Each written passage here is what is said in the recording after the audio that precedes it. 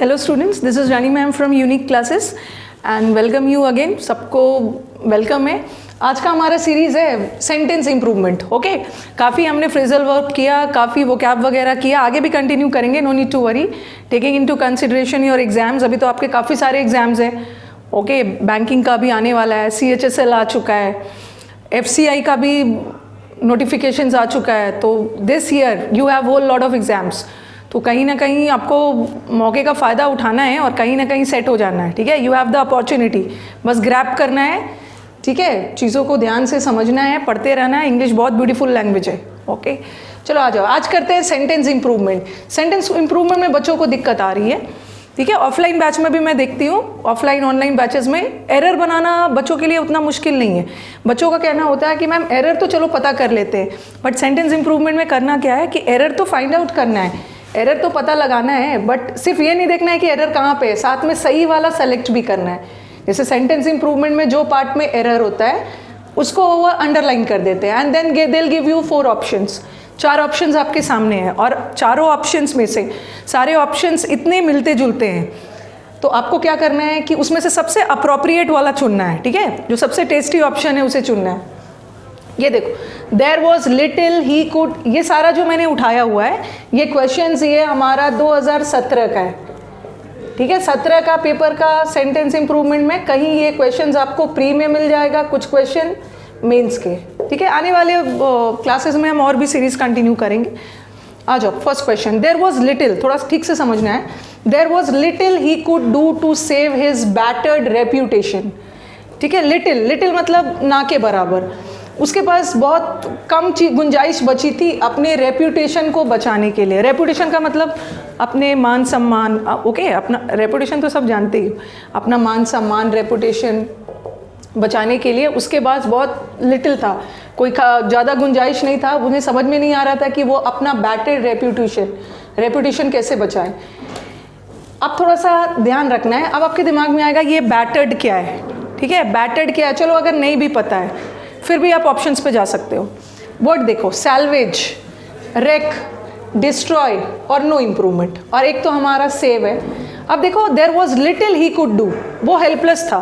ठीक है, उसके पास अपनी रेप्यूटेशन को बचाने के लिए बहुत ज़्यादा कुछ नहीं बचा था। यहाँ बैटर्ड का मतलब होता है ना इंजर्ड, खोई हुई सम्मान।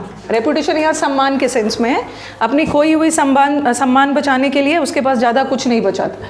अब आपके जब भी सेंटेंस इम्प्रूवमेंट आ जाए परेशान नहीं होना है। You have 4 options before you. Options पहले छाटो।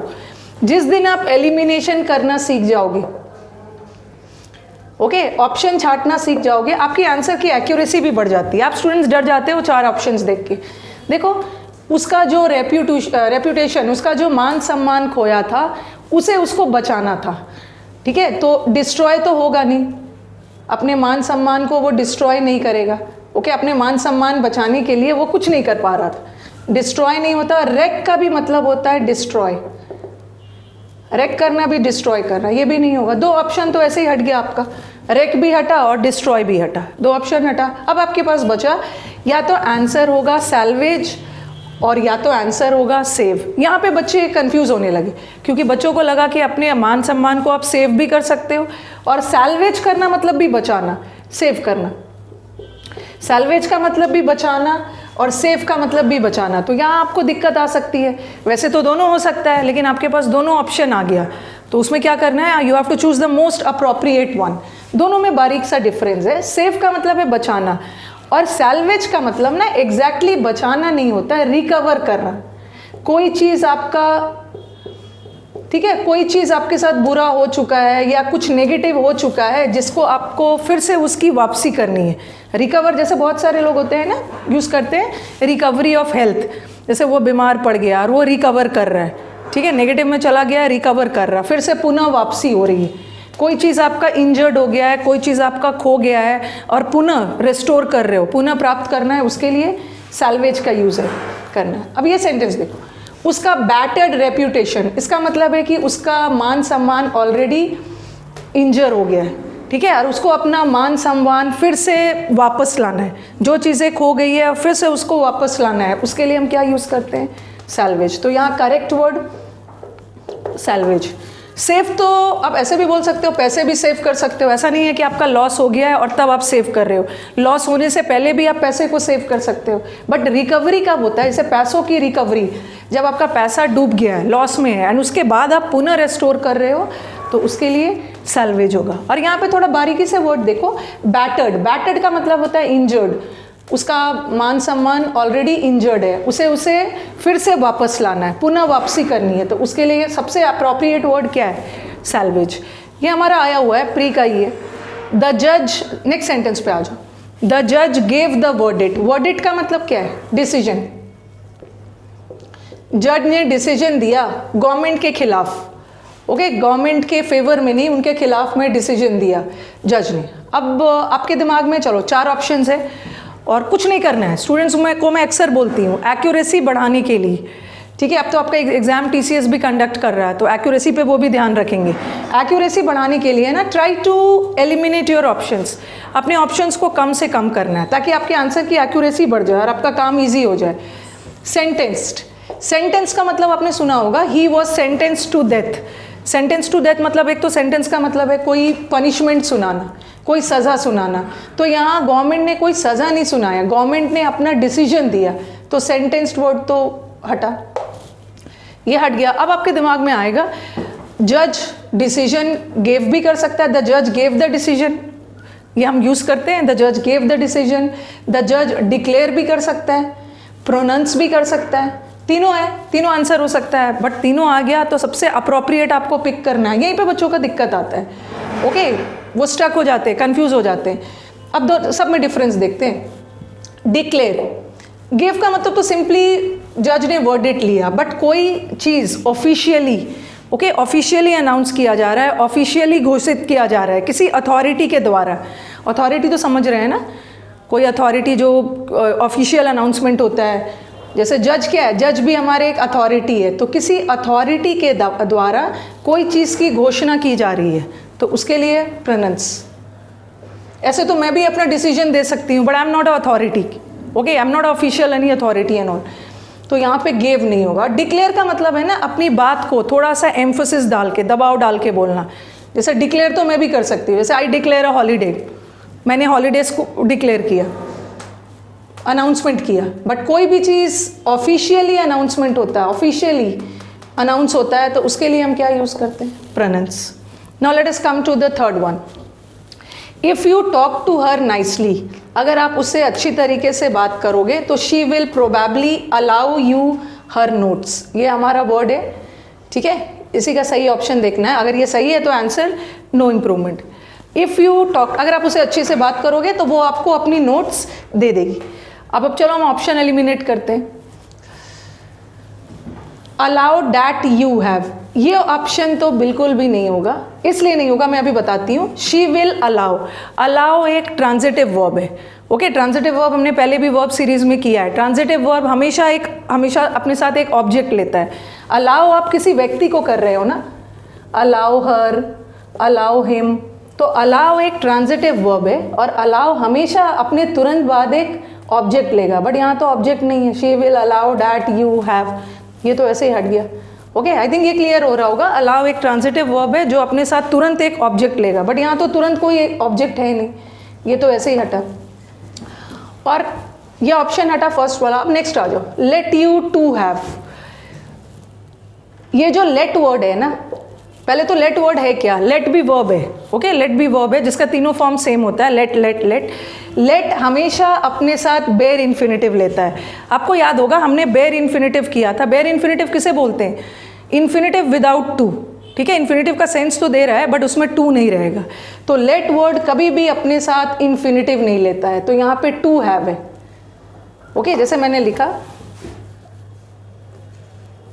लेट हिम टू गो देर, ये गलत है। लेट हिम टू गो देर नहीं होगा, लेट वर्ड अपने साथ बेयर इन्फिनेटिव लेता है, टू हटा दो, लेट हिम गो देर। तो देखो यहाँ लेट वर्ड बेयर इन्फिनेटिव ले रहा है, ये भी गलत। अब हमारे पास दो ही ऑप्शन बचा, या तो नो इम्प्रूवमेंट जो यहाँ पे दिया है, या तो बी होगा। If you talk to her nicely she will probably allow you, she will allow you her notes. वो आपको आपको अलाउ कर रही है, वो आपको अलाउ कर रही है किस चीज़ के लिए? नोट्स लेने के लिए। आप उसके नोट्स ले सकते हो, तो she will let you have her notes. यहाँ हैव लगाना ज़रूरी है। ये जो हमने हैव लगाया है किसके लिए? नोट्स के लिए। ये तो अलाउ के, ये तो यू के लिए हमारा एक सब सॉरी यू के लिए तो एक वर्ब लगा ही हुआ है। शी विल अलाउ किसको? यू को। बट नोट्स क्या के लिए? To have. इस नोट्स के लिए भी तो एक वर्ब चाहिए ना, तो इसके लिए क्या होगा? To have the notes, let you have. Fourth वाले सेंटेंस पे आ जाओ। एक्सटिंक्ट, पहले तो मीनिंग देख लो। एक्सटिंक्ट का मतलब होता है विलुप्त। विलुप्त मतलब जो अभी है ही नहीं, जैसे डायनासोर्स हमारे एक्सटिंक्ट हो गए। ऑब्सोलीट, ऑब्सोलीट का मतलब ना विलुप्त नहीं होता। ऑब्सोलीट का मतलब है वो चीज़ है बट यूज में नहीं है, ठीक है। ऑब्सोलीट होता है नॉट इन यूज, जो मौजूद तो है बट यूज में नहीं है, बट ये तो मौजूद ही नहीं है, ये तो विलुप्त ही हो गया है। और रिडंडेंट, रिडंडेंट का मतलब है कोई भी चीज़ मात्रा में ज़रूरत से ज़्यादा और अननेसेसरी, ठीक है। कोई भी चीज़ बहुत ज़्यादा है, एक्सेसिव है, बट कोई काम का नहीं है। जैसे आपने एक वर्ड पढ़ा होगा अबंडेंट।